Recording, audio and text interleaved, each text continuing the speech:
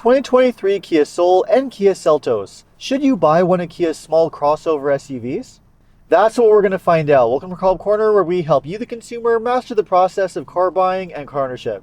It's no secret that small crossover SUVs are incredibly popular, to the point where Kia offers not one, but two different options to choose from, the Kia Soul and the Kia Seltos.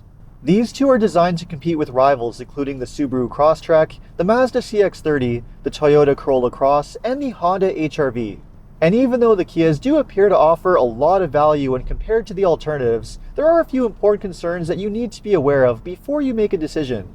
So to find out what those concerns are and what you need to know before you buy a Soul or a Seltos, make sure to stick around until the end of this video. And if you enjoy and get value out of this video, make sure to subscribe to my channel. I post 2 videos a week, always straight to the point, valuable car buying advice designed to help you, the consumer. Both the Seltos and the Soul are very similar when it comes to their overall size, dimensions, and interior space. Both are surprisingly spacious for the price points that they're at, so if you are looking for a roomy, practical small crossover for an affordable price, both of these are going to fit the bill. The differences between them really have to do with the design. Whereas the Soul has more of a boxier look, the Seltos looks more like a traditional crossover SUV. Another significant difference is that the Soul only comes with front-wheel drive, whereas the Seltos can be had with either front-wheel or all-wheel drive as an option, which is very important to a lot of buyers. Not only does the Seltos offer all-wheel drive, but it also offers more options when it comes to the drivetrains. Both come standard with a 2-liter 4-cylinder engine, whereas with the Seltos, you can get an optional 1.6 turbo engine on the higher trims. Due to its affordability though, the 2-liter 4-cylinder engine is likely the one that most buyers are going to go with. This engine produces 147 horsepower and 132 pound-feet of torque, and comes matched to a continuously variable transmission. Now that certainly doesn't sound like very much power, and in reality it really isn't. Neither one of these crossovers has a lot of passing power, especially when it comes to merging onto the highway. But that being said, this is a relatively quiet and smooth engine, and it gets pretty good fuel economy too, able to achieve around 28 to 36 miles per gallon, or 7 to 9 liters per 100 kilometers. The CVT is also a smooth, seamless transmission as well, making these very pleasant crossovers to drive every day. But with that said, if you are looking for something with a bit more power, then you're probably going to want to take a closer look at the Seltos and its optional 1.6-liter turbo 4-cylinder engine. This engine produces 175 horsepower and 195 pound-feet of torque, which makes it a lot more powerful than the base engine. But although you obviously get much better acceleration and more power with the turbo engine, one thing I'm not so crazy about is the fact that it comes matched to a 7-speed dual-clutch transmission. For those who don't know, a dual-clutch transmission is not a conventional automatic transmission. This is essentially a manual transmission with 2 computer-controlled clutches. The result is that they're not as smooth as a conventional automatic transmission, and they can sometimes be a little bit jerky when shifting, especially at lower speeds. The other issue with dual clutch transmissions is that they're a lot more complicated and expensive to repair out of warranty, and you could be faced with a really expensive clutch replacement, which is not a good thing. Although they have their place in performance cars, I'm just not a fan of dual clutch transmissions in regular everyday cars, especially the affordable ones like this. So you might be thinking, hey, in order to avoid the dual clutch transmission, you're much safer going with the regular 2-liter 4-cylinder engine with the CVT instead. But unfortunately, that might not be dodging a bullet either, and that's because of the very serious Kia engine recalls. Since 2015, both Kia and Hyundai have been involved in very serious engine recalls, which include the 2-liter engine that's found in the Kia Soul and the Seltos. Earlier versions of these engines were experiencing all kinds of manufacturing defects, which could potentially lead to rod bearing failure and engine fires and complete engine failure.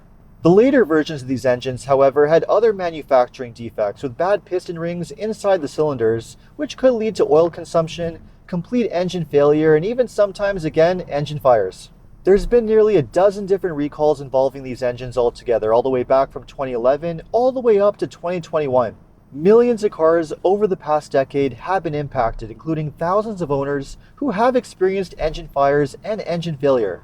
Now, Kia and Hyundai claim that they finally addressed the issues and that these problems no longer exist on the brand new cars. But then again, they have said that in the past, only to later expand the recall up to 2021.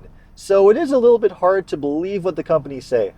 And on top of that, Hyundai and Kia haven't exactly been doing the best job of handling the recalls. For example, NHTSA has fined them over $130 million for dragging their heels and being way too slow to react to the issues. And if you think that maintaining your car with regular oil changes is going to protect you, well, you might want to think again. These engine failures have been occurring to owners regardless of how well they've maintained their cars, so it really is just bad luck. And when these engine failures do occur, the companies haven't exactly been the easiest to deal with. There have been major class action lawsuits involving some owners who have had to pay for engine replacement out of pocket.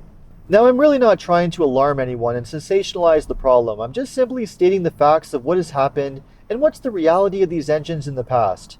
And if I were a buyer in the market for one of these cars right now, I would certainly want to know all this information before making any kind of decision. Now, even though it sounds like I'm having a major downer on both the Soul and Seltos, I still wouldn't actually consider them to be a total write-off, and I'm going to explain why a little bit later in the video. For one thing, they offer a great driving experience with a very comfortable ride, decent handling, and great outward visibility, making them extremely easy to maneuver and park.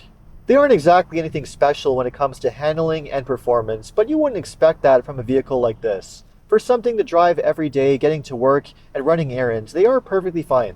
They are also both really good when it comes to safety and include a lot of great active safety features as standard at a very attractive price point. And if you want on the higher trims, you can get a lot of advanced safety features too, including Kia's amazing highway driving assist, which is one of the best semi-autonomous driving assistance features on the market. And the amazing technology doesn't end with the active safety features either. The long list of available features with both of these SUVs is probably one of the best things about them. For example, both include an amazing infotainment system setup. On the base models, you get an 8-inch touchscreen, or on the higher trims, a 10.3-inch touchscreen that comes with Apple CarPlay, Android Auto, and a great user interface. When it comes to the infotainment system, the displays, and the control setup, Kia really is a leader in this space. It's pretty amazing the long list of available features that you can get at such an attractive price point. And the other thing that you get a lot of for the price is interior space. Compared to other crossovers at a similar price point, both the Soul and Seltos have a surprising amount of interior space, especially when it comes to the rear seats and the cargo area too. Now, you're not going to get quite as much interior space as the largest subcompact crossovers in the segment, like the Toyota Corolla Cross and the Honda HR-V, but both of those do cost a lot more money, so for the price, both the Seltos and the Soul are hard to find fault with. And let's talk more about that pricing because it really is quite attractive. The Soul is priced from around $21,000 to $25,000 US, or around $24,000 to $30,000 Canadian. The Seltos, on the other hand, is around $24,000 to $30,000 US, or around $25,000 to $35,000 Canadian, which makes it around $3,000 to $5,000 more than a comparably equipped Soul. So there's no question, when you compare these two against a lot of their rivals, including the Subaru Crosstrek, the Mazda CX-30, and the Toyota Corolla Cross, they really are quite attractive in terms of pricing. But then again, even though you are spending more money by going with one of the other rivals, you are also going to be getting a better reputation for long-term reliability and higher resale value too, so in the end it might be worth it.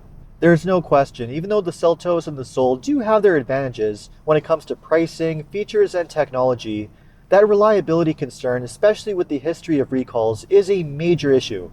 The only way I could really recommend considering either one of these crossovers is if you buy it and only keep it during the warranty period, which thankfully Kia does give you one of the longest warranties on the market. And even then, with the long warranty, the only way I would really consider buying one of these vehicles is with a 3 to 4 year lease, where the potential reliability issues and the lower resale value is not going to be an issue. And that might be a viable option because from what I've seen, it is possible to find some really attractive lease deals out there, especially for the lower price Soul. And if that's the case, then hey, go for it. This is a really attractive option after all, for someone shopping on a budget and who wants to get a lot for their money.